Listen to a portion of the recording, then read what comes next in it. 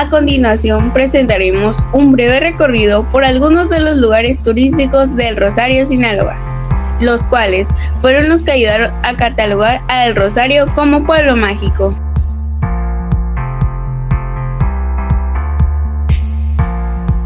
Capítulo 1. Ruinas, Iglesia Vieja. Ruinas de la antigua parroquia. La fe católica y la devoción por Nuestra Señora del Rosario es un distintivo del pueblo mágico del Rosario, quien entre sus monumentos históricos tiene las ruinas de la antigua iglesia en honor a la Virgen. El cronista rosarense Leopoldo José Hernández Boutier asegura que el templo, el cual resguarda a nuestra patrona del Rosario, se inició a construir en el año 1758 y se concluyó en el año 1771. Las manos que le dan la vida a una tradición. El urge minero del municipio del Rosario, el templo se vio afectado ya que en el lugar fueron encontradas una rica veta de plata, la cual al ser explotada provocó daños severos en la estructura de la iglesia. A pesar de los esfuerzos que se hicieron para que esto no sucediera, en el año 1930 el previto Diodoro Otero logró conseguir los permisos necesarios para poder desmontar el templo y conservar la mayor parte posible del material con el que se encontraba construido, y con este mismo inicia con la construcción del que sería el nuevo templo. Sería del 1930 hasta 1939 cuando la mina del Tajo brindó el apoyo para estos trabajadores hacer esta la responsable de la explotación de las minas y daños provocados en el templo. Posteriormente el sindicato de mineros construyeron haciéndose cargo de los trabajos y concluyendo con el apoyo del año 1944. Al verse sin el apoyo de estas instituciones, el previto Diodoro Otero no le quedó más que pedir al pueblo el apoyo para construir el desmontaje de la iglesia. En la actualidad las ruinas de la iglesia antigua se han conservado en un mismo lugar previsto a visitar por los turistas que acuden a Rosario. Capítulo 2. Santuario Nuestra Señora del Rosario. Ubicada en el pueblo mágico El Rosario, Sinaloa, la parroquia de Nuestra Señora del Rosario es sin duda uno de los templos más hermosos de todo el estado, que te sorprenderá con su impresionante arquitectura, leyenda y su altar bañado en oro. Se encuentra entre las calles Luis Donaldo Colosio Murrieta y 20 de noviembre. El Rosario es un pueblo mágico ubicado a cerca de 64 kilómetros del puerto de Mazatlán, hacia el sur. Su nombre significa lugar de advocación a la Virgen María, y eso es lo que nos ha traído a hablar sobre la parroquia principal. La parroquia de Nuestra Señora del Rosario se terminó de construir en 1731. Al paso del tiempo, muchos años más tarde, al estar edificada sobre túneles de minas, se empezó a hundir y corría el riesgo de derrumbarse. Para 1934, la parroquia llegó a su punto más vulnerable y empezó una labor de los pobladores de no dejarla sucumbir. Quitaron piedra por piedra y la reconstruyeron en otra zona de la cabecera, más segura, más o menos a 1 kilómetro de distancia entre una y otra. Los pobladores movieron las piedras que pudieron y a partir de ahí se erigió la iglesia que hoy conocemos como la parroquia de Nuestra Señora del Rosario. De la antigua iglesia solo quedaron las ruinas, que hoy por hoy son un atractivo turístico de El Rosario. También tiene la figura de la Virgen de Nuestra Señora del Rosario, cuya celebración es cada 7 de octubre y en el Rosario lo conmemoran a lo grande. Y otro dato curioso de la tradición es que cada año un ciudadano se hace responsable de vestir a la Virgen, cuya figura es paseada por todo el pueblo el primer domingo de octubre. Capítulo 3. Laguna del Iguanero. La Laguna del Iguanero está ubicada entre Cayo Melchor Ocampo Norte e Ignacio Zaragoza. Enclavado en el corazón del pueblo mágico de El Rosario se encuentran los hundidos, actualmente conocidos como la Laguna del Iguanero. Entre árboles frutales y de la región como plátanos, mangos, guamúchiles y sauces llorones que te impregnan de nostalgia de aquel Rosario grandioso por su historia en la minería. Cuenta la leyenda que un caporal llamado Bonifacio Rojas sale a buscar unas vacas que habían soltado para pastar.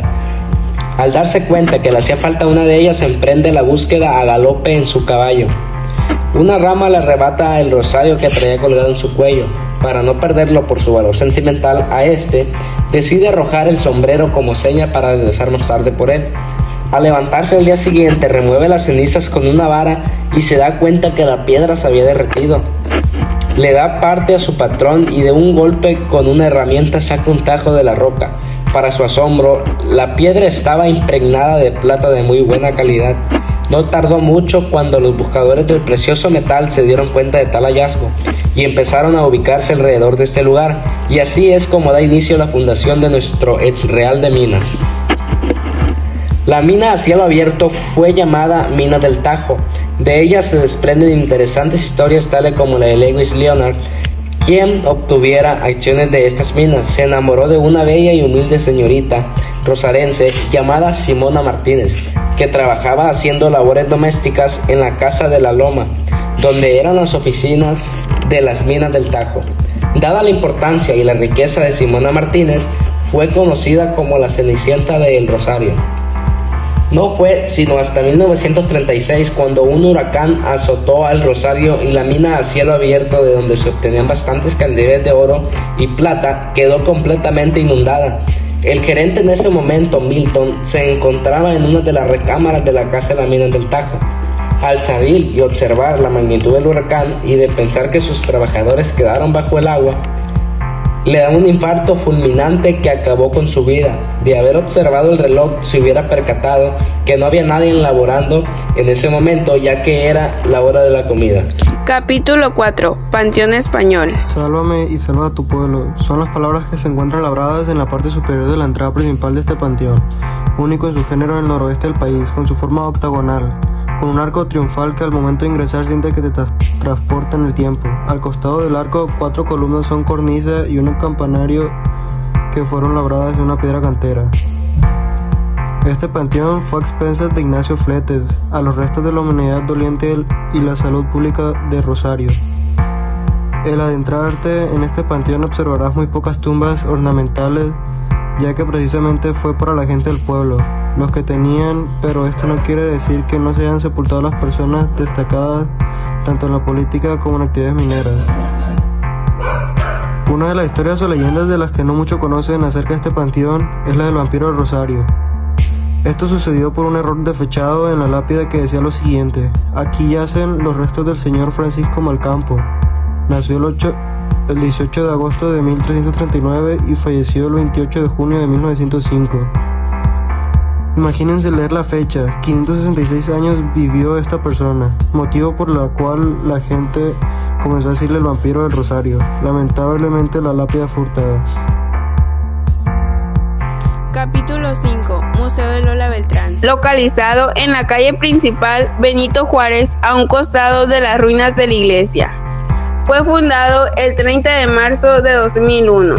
Está dirigido a María Lucila Beltrán Ruiz, conocida como Lola Beltrán o Lola la Grande. Fue una actriz y cantante mexicana, también llamada embajadora de la canción ranchera. En sus diversos espacios de exhibición, el público visitante puede observar los vestidos, accesorios y discos de la hija predilecta del Rosario. Otra parte de este museo está destinada a la historia del ex Real de Minas, del Rosario, así como la exhibición de vestigios de la cultura totorame. El inmueble data del siglo XVIII. Fue remodelado por el arquitecto Héctor Castillo en el año 2000. Dicho museo cuenta con 7 salas de exhibición permanente, cuyos temas son los siguientes: 2 salas dedicadas a la minería, una sala de arqueología y 4 salas dedicadas a Lola Beltrán. Este museo cuenta con los siguientes servicios: auditorio, guardarropa, estacionamiento, visitas guiadas, conciertos, conferencias, presentaciones editoriales.